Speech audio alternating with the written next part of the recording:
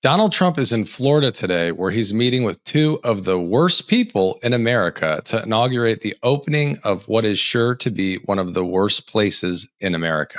Hello, everybody. The trip was nice, and the job they've done is fantastic.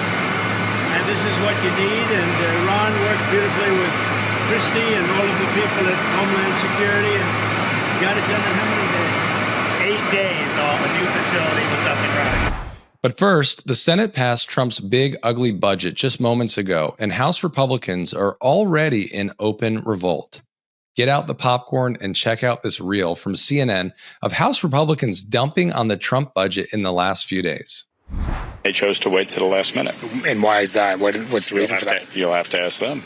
It was a pretty stupid exercise, frankly. When you work hard to get an agreement and the committees pass stuff out, and then people come in and want to undo them, makes us mad. You got an angry group of folks out there. Can you support it? No, we've got lots of work to go.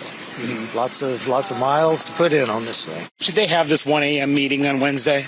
No. They're trying to run it in through the JEP teams, and I just don't agree with that. I mean, I'll keep working in good faith to try to make the bill as good as it can be and then decide where things stand. I think it's not the way we should do business. And that last member is a key member, Republican Chip Roy of Texas, who sits on the very powerful House Rules Committee. That committee is slated to meet at 1 a.m. tomorrow morning, overnight, essentially, to take the next procedural step to advance this bill to the House floor. But he right now is opposed to this measure because he's demanding deeper spending cuts, those same spending cuts that some in the more centrist part of the Republican conference are opposed to, including to more quickly phase out green energy tax credits that some of those Republican members in the middle of the conference are trying to protect because they say that is essential in their districts. But that is among the many disputes that Donald Trump is walking into, has to try to iron out here, because those sticking points could prevent the speaker from trying to get this bill out of the House by Thursday.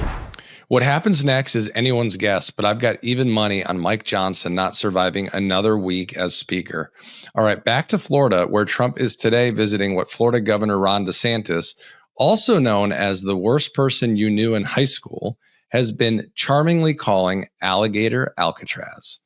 In the last week, Ron DeSantis seized a piece of land from Miami-Dade County and started rolling in trailers and porta potties to build a concentration camp in the Everglades. The, quote, Alligator Alcatraz. Check out how gleefully Fox News hosts revel in the underlying cruelty of this entire project. And trust me, these vicious migrant criminals will be begging to go to El Salvador when the alternative is a place called Alligator Alcatraz. DHS has now approved plans for a brand new migrant detention facility near the Everglades with the aforementioned name. Florida's AG warning there's nowhere to run, nowhere to hide. Only the alligators and pythons are waiting. I support putting American prisoners in a swamp surrounded by gators. You keep hearing about all these escape attempts. I mean, what's more of a deterrent than getting eaten by an alligator? The facility will be on an old airstrip that is surrounded by wetlands filled with alligators and pythons. The detention center will be composed of large tents and trailers that can house up to 1,000 migrants. This is an area down in Florida, and through emergency powers, they have taken over this remote airfield area in the Everglades where all the alligators live. There are some Democrats down there that have been critical of this. They don't like it. They think it's cruel to put them in the middle of nowhere, basically. I think this is the perfect location for criminal migrants. We've had a lot of Democrats that want to break into the facilities. I don't think you want to break into this facility. It's surrounded by alligators. Now, Decoding Fox News, who put together that clip, said, cruelty is the point. And they are absolutely correct. Cruelty is the point has also been Ron DeSantis's governing philosophy during his almost 8 years as Florida governor. DeSantis, who was repeatedly humiliated by Trump during his disastrous run for president and who spent $160 million, literally, to lose Iowa by 30 points, is back in Florida doing what he does best. That is to say, being a dickhead and putting his head as far up Donald Trump's ass as it will go. And of course, Trump is just tickled by the whole thing. Stick around for a minute to see what he has to say about alligators, snakes, and Elon eating monsters. But before we get into the swamp, I want to share another story from Florida. Miami-Dade County, which Hillary Clinton won by a margin of nearly 300,000 votes back in 2016, went overwhelmingly for Trump last fall, with huge support from Miami's Cuban community. And now they are finding out in the most brutal way possible that Donald Trump does not give a fuck about them. Check it out.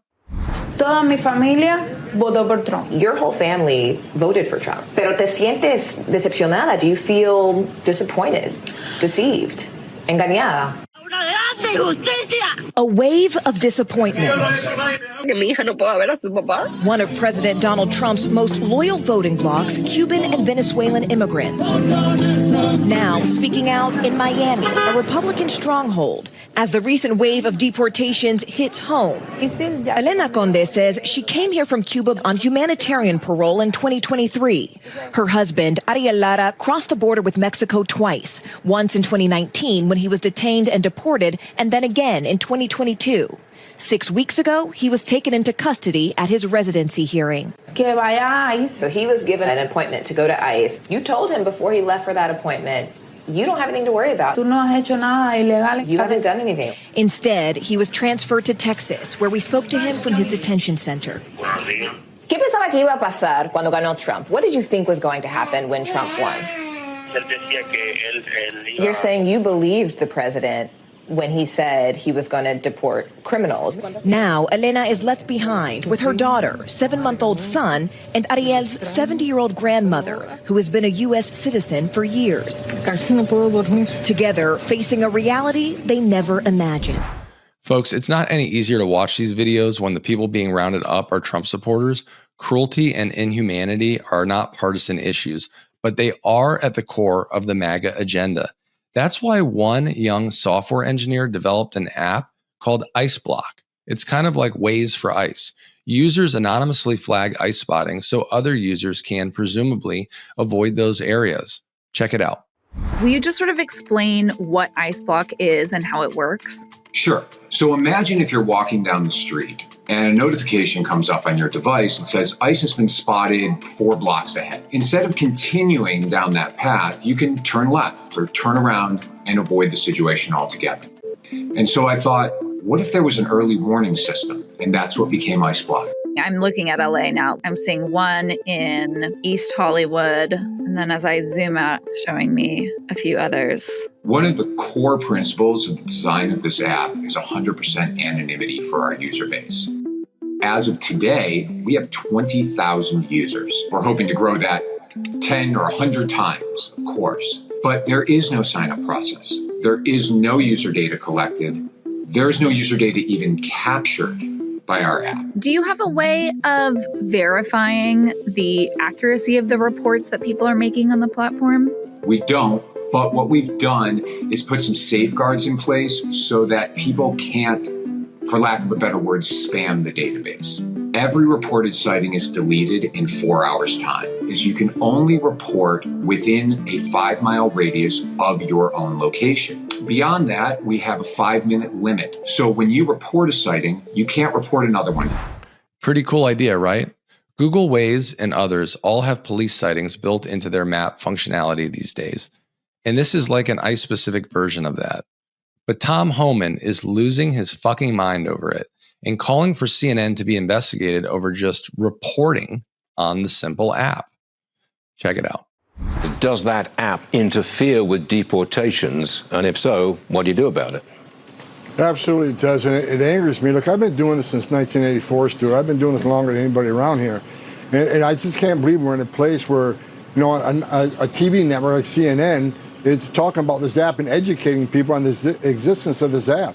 ICE law enforcement officers, like I said earlier, they are concentrating on public safety threats and national security threats. This is a dangerous job.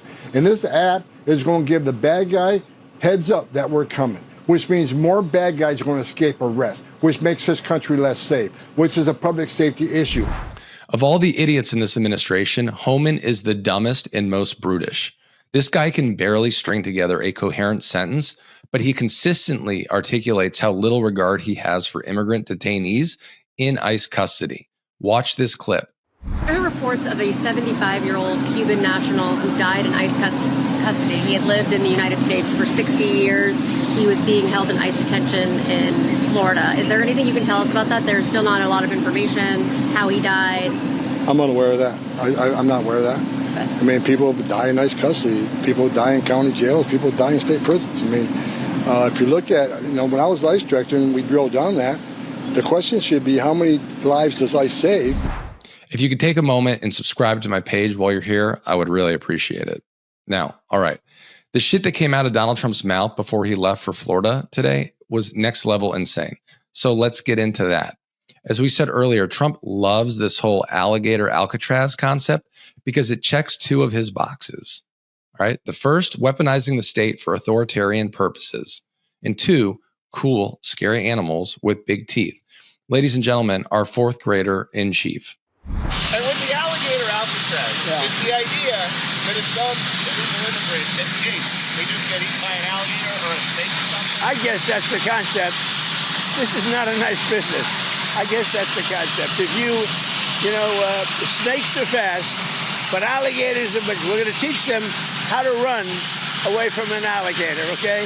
If they escape prison, how to run away. Don't run in a straight line. Run like this. And you know what? Your chances go up about 1%. Okay? Not a good thing.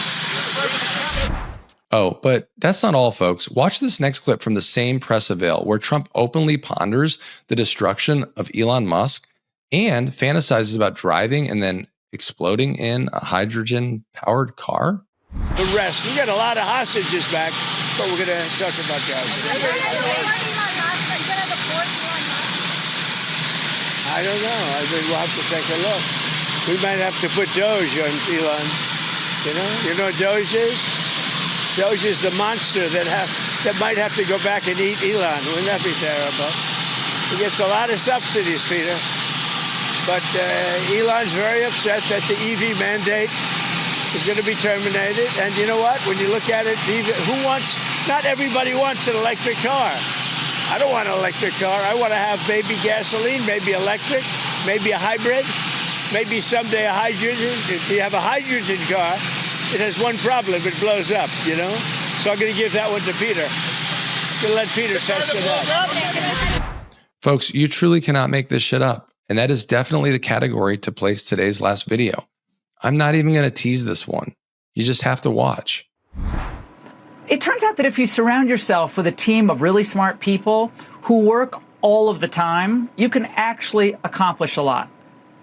Remember, people underestimated Lincoln, FDR. And if a president delivers results, though, they'll go down in history as a great president. If he doesn't, he won't. Thank you all for joining today. I really appreciate those of you that are subscribing and tuning in and sticking longer for our videos. Throw me a note in the comments. If you have any questions, throw those there as well. If there's any ideas you have for the show or things that you want to cover or things that you think that the Democratic Party should be talking more about, I'd love to hear them. Put them in the comments. Thanks for being here today, and I'll see you soon.